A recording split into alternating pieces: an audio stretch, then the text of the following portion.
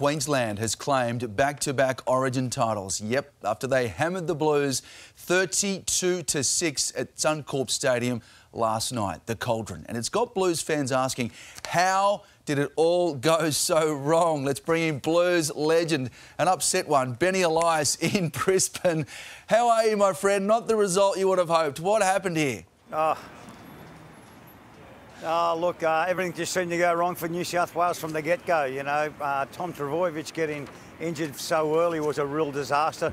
However, I thought they would have covered that in the very first game. They had also Tommy be replaced with 11 minutes to go, and unfortunately Nico was the culprit and missed a couple of tackles. And you know, the Queenslanders came around and won game one. You'd think that game two they would have been prepared and ready for it, but unfortunately the case wasn't to be.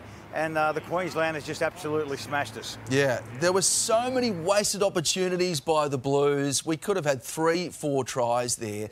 Were they just too good, Benny? Were they just too strong, too fast?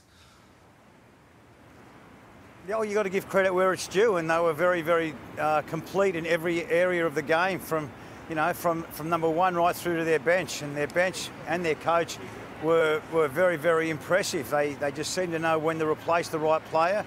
They just seemed to know when to just put the foot down on the pedal, and they just, they just wiped us off the paddock. You've got to say that the score was a great indicator of the game. They absolutely did a number on New South Wales, and there's got to be a lot of soul searching now with a massive review to be taking place to move into game three, which now is a dead rubber. Yeah, I get you on that. I mean, the passing was good. The attack, it just kept stalling. I don't know what happened. Queensland just stopped them. Their defence was unbelievable, Benny. But there were a couple of melees, a couple of brouhaha's. What's going to be the fallout there? Walsh and Luai sin-binned after that brawl. Yeah, look, sensationally. Look, the emotion got the better of us. The frustration at the end of the game was... it was quite sad, but it was just the way State of Origin is. It's very passionate, and the players, they wear their heart on their sleeves out there, and they just, I think just that towards the end was a frustration part of the game, but you expect that in the very first minute, not the last minute of the game. Exactly right. But it was to be a very, very strong victory from the Queenslanders. Yeah, and Benny, really quickly, Brad Fittler, what does his future look like as Blues coach? Look, the good thing I think for New South Wales is that we still have hope for game three. Yeah. That's as much as I can say. Freddie's got to look. I don't like to speak on Freddie's behalf. I know there's a lot of people there, putting the knife into Freddie at the moment. He's a good mate of mine. It's very hard to be critical of him. I know he gave his heart and soul for his efforts in the New South Wales coaching role.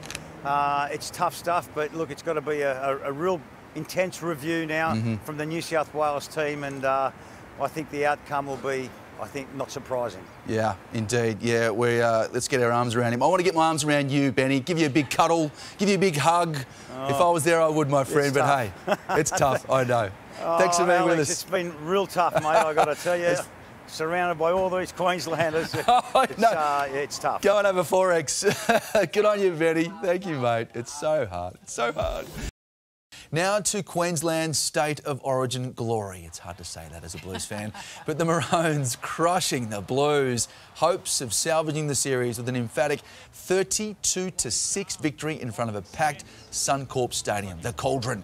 It was a disastrous night, it must be said, for New South Wales, beginning with an injury to superstar Tom Trbojevic and only managing to score one try to Queensland's 6. The Maroons reclaiming the shield as the series now heads to a dead rubber in Sydney on July 12. We have reporters at both camps this morning, both in very, very different moods. Let's start with Andrea outside the Victor's Hotel. Good morning, Andrea.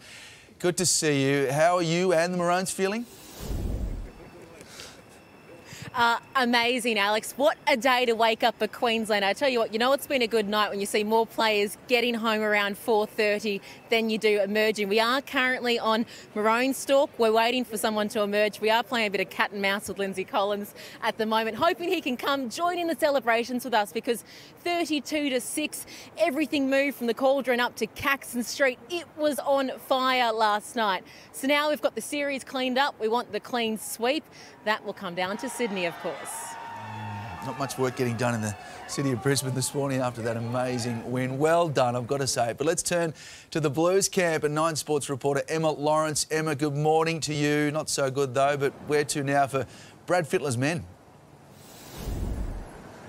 Oh, Alex, I think a bit of soul-searching over the next couple of weeks, and let's just say it will be a long and probably sad flight back home to Sydney.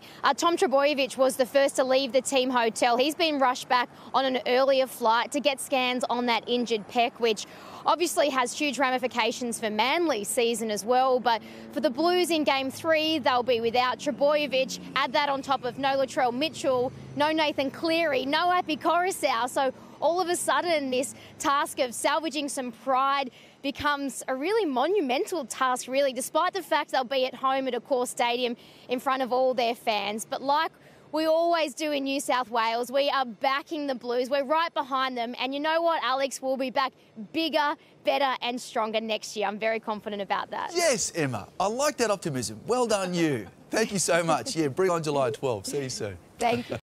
Hey there, Today fans. Sarah and... What's my name again? Oh my goodness, Carl. Hey, thanks for watching our YouTube channel, though. Subscribe now for more news, special reports and amazing Aussie stories. And Carl misbehaving, Whoa, of course. that never happens. Always happens. What's she talking about? Always happens.